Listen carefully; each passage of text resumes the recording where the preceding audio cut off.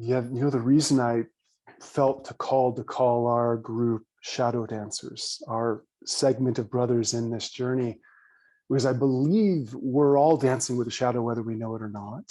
And as a masculine, we're dancing with a history of lots of layers of shadow, of men being dominant, doing tons of power all over the world, culturally, politically, masculine and feminine wise. And we're kind of on the forefront as men of taking ownership and healing that, whether that's between races, between different, financial levels where people are at. And I believe we're all being asked to step and look at this and face this. And we're being particularly asked on an individual level, mixed with a collective level. And why I'm so appreciating this work with Sacred Sons and what you guys have created and what I'm blessed to jump in with you guys on is that there is an environment of people from many walks of life coming together as men with an openness to show up and come clean.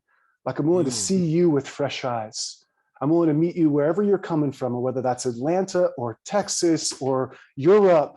And I'm willing to welcome you into my life and my heart and my being right now.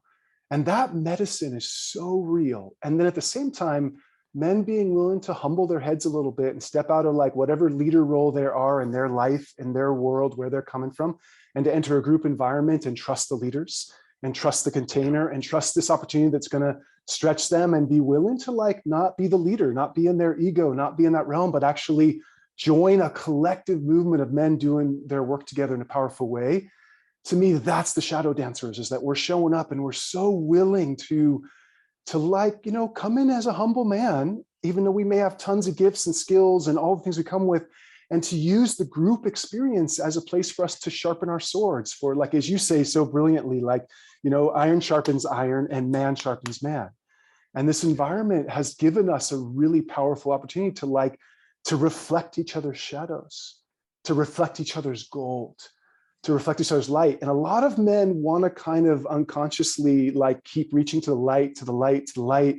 And there's a lot of gold in that, but really it's when we start reaching and hunting the shadow and turning towards the things in us we don't want to see, the things our past partners would say about us, the things where we've made choices or actions that were a little selfish, that were out of alignment, that made impacts that were negative. And we're willing to bring those to the surface and look at those with an open heart, with a willingness, with the light to own it and face it and dance with it and burn through it and flow. That, to me, that's the Shadow Dancer work.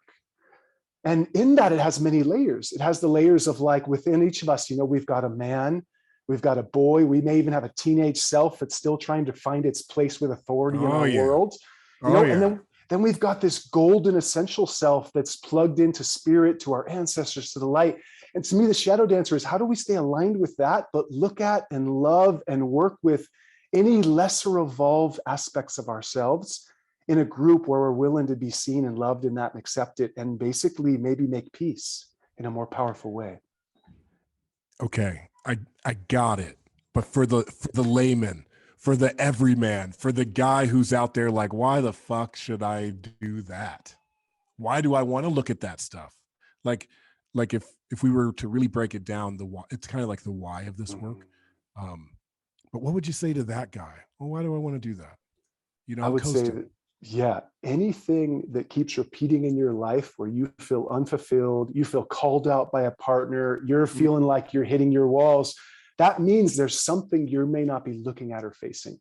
Any place where you're checking out with alcohol, with porn, with some form of even just social media, if there's a way that you don't feel plugged into your fullness and power, then there may be something for you to look at a deeper level. And men for generations notoriously have been not turning and facing the places where they've made impact that's negative, and haven't often been willing to really go through what we call the hero's journey, right? To start to harvest the places where we've made messes, where we have unconscious aspects of us that we can't see.